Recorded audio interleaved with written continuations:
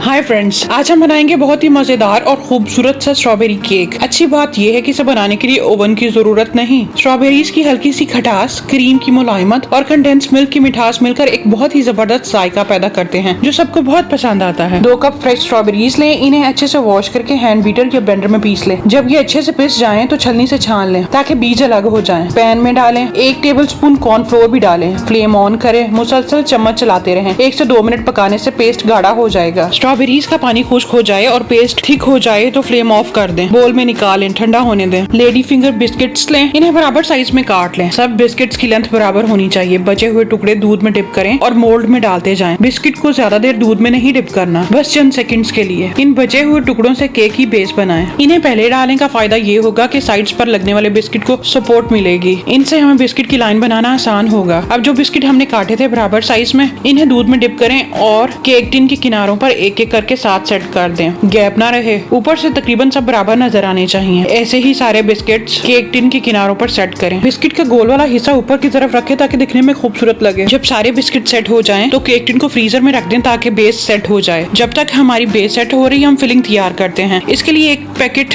Whipping cream लें। Cream बिल्कुल ठंडी होनी चाहिए। इस्तेमाल से पहले क्रीम का पैकेट और मशीन के बीटर फ्रीजर में रख दें ताकि अच्छे से ठंडे हो जाएं। क्रीम को तब तक बीट करें जब तक साइज में डबल ना हो जाए, फर्म पीक्स ना बनने लगे। 2 से 3 मिनट बीट करने से क्रीम जबरदस्त फ्लफी टेक्सचर में आ जाएगी। अब इसमें कंडेंस मिल्क डालें 3 से 4 चम्मच या जितना मीठा आपको पसंद हो इतना। साथ ही स्ट्रॉबेरी पेस्ट जो हमने स्टार्ट में बनाया था सारा शामिल कर दें। ये पेस्ट बिल्कुल ठंडा होना चाहिए वरना क्रीम मेल्ट हो जाएगी। अच्छे से बीट करें ताकि सारी चीजें यकजा हो जाएं। केक टिन को फ्रिज से निकालें। इस क्रीम फिलिंग को टिन में बिस्किट्स के ऊपर डालें। स्पैचुला की मदद से लेयर सेट करें। लेयर हर तरफ से बराबर होनी चाहिए। लेयर सेट हो जाए तो वापस फ्रीजर में रख दें। जब तक हमारी फिलिंग सेट हो रही है हम जेली तैयार करते हैं। एक पैन में 1.5 कप पानी बॉईल करें। 1 पैकेट जेली शामिल करें, अच्छे से मिक्स करें। जेली को ठंडा होने दें। चंद फ्रेश स्ट्रॉबेरीज को छोटे साइज में काट लें। इन्हें टिन में क्रीम लेयर के ऊपर सेट कर दें। स्ट्रॉबेरीज के ऊपर जेली डालें। आप जेली को लिक्विड फॉर्म में भी डाल सकते हैं और जब सेट हो जाए तब भी उठाकर पूरा का पूरा केक के ऊपर सेट कर सकते हैं। अब इसे 4 से 5 घंटे के लिए कवर करके फ्रीजर में रख दें ताकि बिस्किट नरम हो जाए और क्रीम लेयर सेट हो जाए। ये फ्रीज नहीं होंगे, आइसक्रीम की तरह क्रीमी सा सेट होगा। जब सर्व करना हो फ्रिज से निकालें। एहतियात से मोल्ड को खोलें और केक को सर्विंग डिश के ऊपर रख दें। जेली के ऊपर कोकोनट छिड़के, ये खूबसूरत सी लुक देगा। चंद स्ट्रॉबेरीज के ऊपर आइसिंग शुगर छिड़के। इन्हें केक के ऊपर किसी भी डिजाइन में सेट कर दें, जैसे आपको प्यारा लगे वैसे सेट करें। तो फ्रेंड्स, ये था हमारा खूबसूरत सा और बेइंतहा मजेदार स्ट्रॉबेरी केक। ये रेसिपी उन लोगों के लिए बेहतरीन है जिनके पास ओवन नहीं है और वो मजेदार सा केक बनाना चाहते हैं। अगर आप तमाम स्टेप्स को फॉलो करेंगे तो आपका केक बहुत शानदार बनेगा। उम्मीद है आज की रेसिपी आपको पसंद आई होगी। मिलते हैं अगली मजेदार सी रेसिपी के साथ। अल्लाह हाफिज।